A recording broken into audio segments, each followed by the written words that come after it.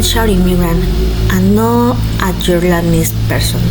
On this channel, I share personal reflections and real experiences about what we migrants live in the United States.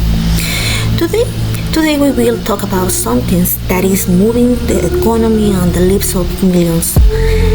The oil Mexico is offering to the US, the TPS for Venezuelans, and what this means for all migrants. Relevant news.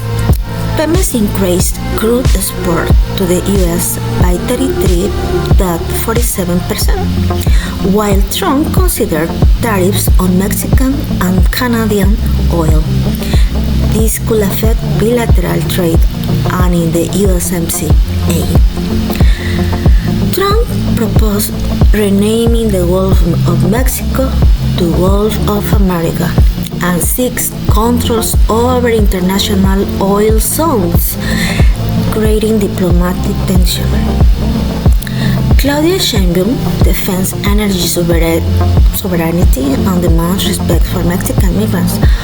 On February 14, 2025, in Veracruz, she said, "If Mexicans weren't working in the United States, the US wouldn't be what it is, because they generate 10% of its GDP.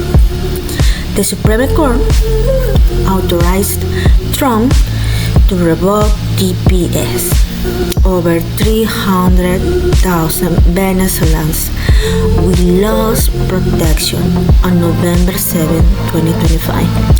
Only those with valid permits until October 2026 can continue working temporarily."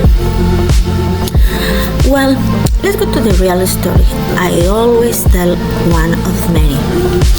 There are several types of migrants in US. Some arrive with a visa and let it expire.